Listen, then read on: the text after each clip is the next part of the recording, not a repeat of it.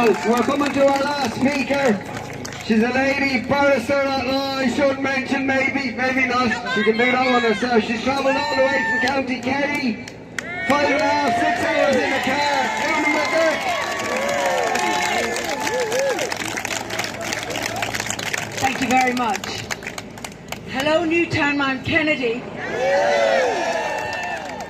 Thank you for having me here today. And the reason why I'm here is to show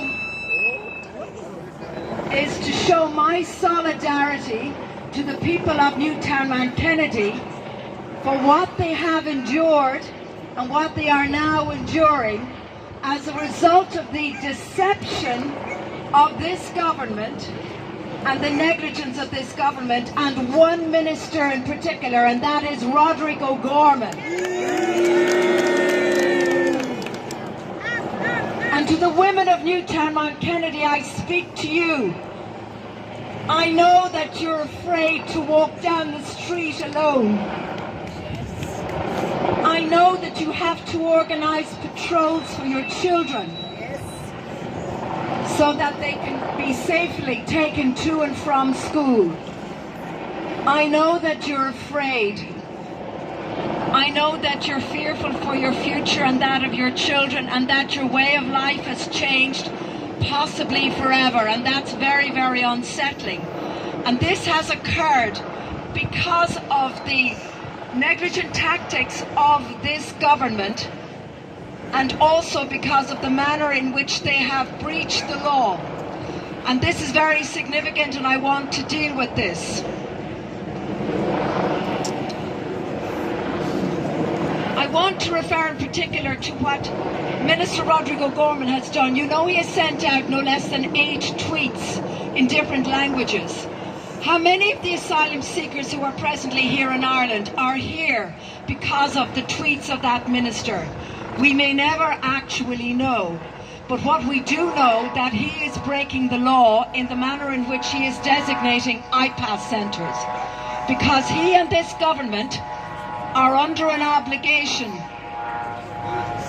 with regard to the regulations concerning the designation of IPAS centres to deal with 2 issues in particular which are relevant to all of you here in Newtownmountkennedy, and that relates to public interest and public order. As we know, this is the single most important issue that is facing the country. Certainly on the election trail, it's something that everybody is concerned about. And did you know that 85% of all the asylum seekers who came in through Dublin last year in 2023 came in without any ID or passport? So we have no idea who these people are, where they came from, what their country of origin is. We do not know if they even have a criminal record, but we do know that the Minister for Justice lied when she said that they do have criminal checks on these people. How could they have criminal checks on these people when they don't know who they are or where they came from or what their date of birth is? And that is the reason why these issues of public order and public interest cannot be satisfied or fulfilled when the government, and in particular the Department of Integration, tries to designate IPAS centres. It's for this reason, and this is extremely important.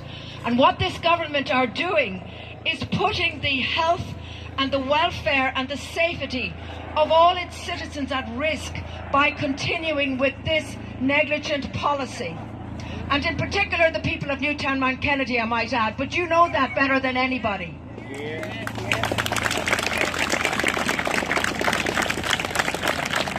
And the question now is, what is to become of Ireland? Are we going to head in the same direction as Sweden? Sweden is now the gun capital of Europe. It's now the murder capital of Europe because of the increase in migrant crime.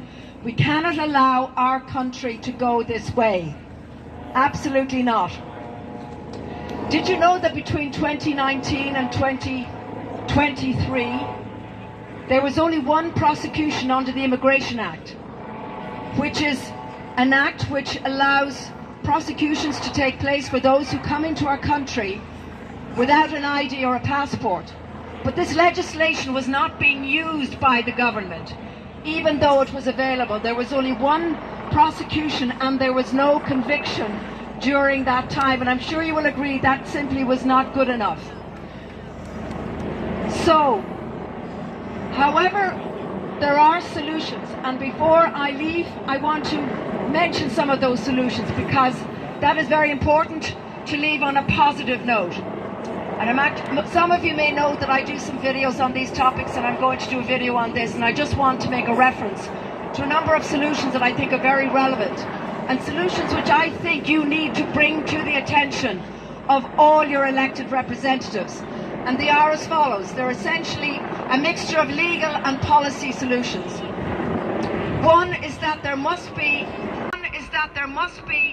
an application of this Immigration Act, which you know about.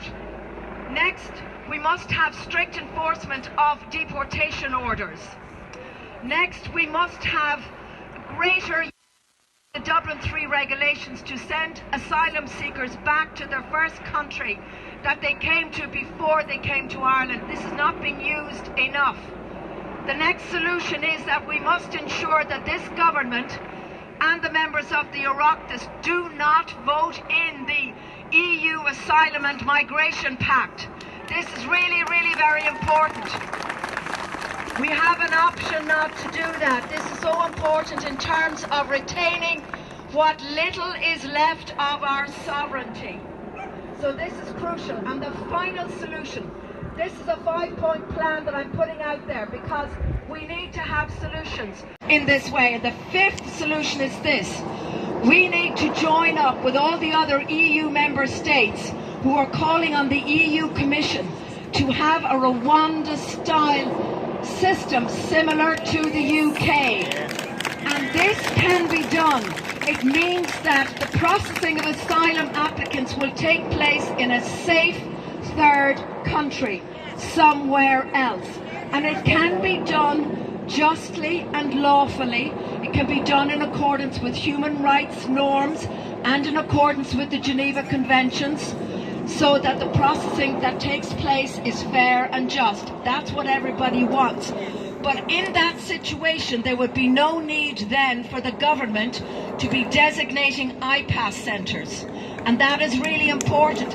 And in particular, designating IPAS centres in breach of the law, which is what they're doing right now. So you need to realise that. And the next time you're dealing with your public representatives, you need to bring this to their attention, that the government is breaking the law in the manner in which it is designating IPAS centres. Not many people know that, so that's why I'm here today to tell you that, okay? And finally, I just want to say that I know today is the anniversary of a very, very important battle that took place on the 30th of May in 1798. And back then people fought with pikes, and today we're fighting with politics. Back then the people were fighting against the imperialism of the British Empire. Today we're fighting against the imperialism of globalism. But the battle continues, and all eyes are on Ireland. We will win this. Ireland is leading the way, and the world is watching. And don't you forget that. And finally, just to say, don't forget me on June the 7th. I'm a candidate in the European elections. And if you vote for me, I will help you win this battle, I promise.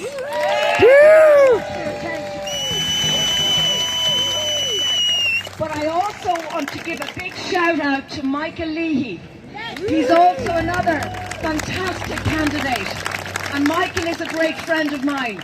So even though we're both technically competitors, we both want each other to win. We both want each other to get in and to become your representatives in Europe, because you know that both Michael and myself will fight for you in Europe. So don't forget it's on June the 7th. You know what you did on March the 8th with the referendum?